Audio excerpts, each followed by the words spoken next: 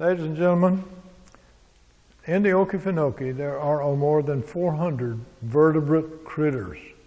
400 vertebrate critters, those with backbones, the fish, the amphibians, the reptiles, the birds, and the mammals. Those are our 5 major vertebrate groups. In every community, there is always a predator. Predators are very common, and we hardly think of a robin pulling a worm out of the ground as being a predator, but technically that's what he is. He's one animal eating another animal. And we call those critters predators. Predators have developed a series of behaviors that allows them to be successful. For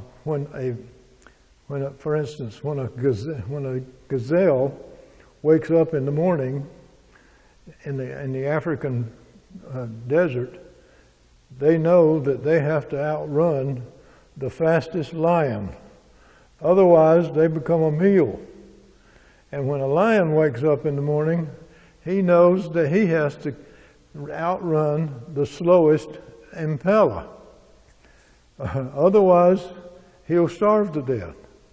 So predators have adapted the technique of cut across shorty, what I call it. Whenever a prey animal makes a turn, he's taking the long way around. But the predator will straighten it out. And it's a little bit shorter. Every time the prey turns, the predator turns inside. And if they keep making shorter and shorter turns, he gets closer and closer every time the prey animal makes a turn. So eventually, he will be successful if he has the endurance to stay with it. So that's one technique that they use. Another technique they use is ambush. They sit and wait. Sit and wait. And when the prey animal comes within reasonable distance, then he attacks. Ambush. Ambush is a style of attack. Another technique is to exhibit a lure, some type of lure. Many of our plants have even developed lures to attract animals. Another is mimicry. Another style is mimicry. Their body coloration and their limbs all match their environment, and they know when they're in that same environment. And they have the patience of Job. They will sit and wait for hours and hours. When the prey does appear eventually, how do they know where to wait? How do they know where he is? Their nose. Most of these prey animals have an odor of some type. It could be urine, it could be feces, it could be musk, it could be food that they smell. There are many odors given off by prey animals, and the predator animal is the one that he learns what that means, and that's when it comes within reach, he attacks. Mimicry.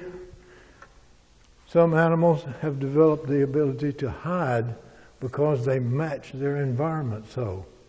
They look very much like their environment. For instance, the gray rat snake looks very much like the bark of trees. Consequently, he's very good at climbing the tree also because of his belly scales. Mimicry is another style. And just plain old overpower an animal, waiting in the area where the odor is the strongest, waiting in the area because he knows he'll be back through there. Some animals wait for days and days, but eventually that prey animal will come back to that nest site. And finally, there's just those that are very, very fast. Some animals can be run down or caught on the ground, like an owl. Owls are excellent at hearing. They can hear things, because their right ear is lower or higher than their left ear, and that allows the sound waves to attract to reach one ear before it reaches the other ear. And the calculator in an owl's head will triangulate this and tell him exactly how far away the prey animal is. He may not see him, but he knows how far to go. And as he sails off into his flight, he makes no noise. Owls have very, very soft leading edge on their wings. That leading edge has fine little fuzzy like feathers sticking out that silence any wind noise at all. And so he's a silent tiger of the night. And he sails directly into that site location.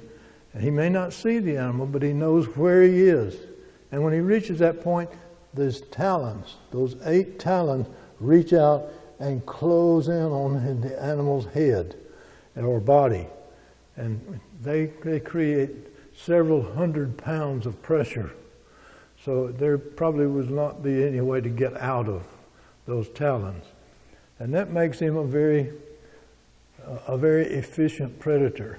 Also, owl wings, the length of the wing develops a ratio of lift, of power, by how wide it is. Owls have very wide wings.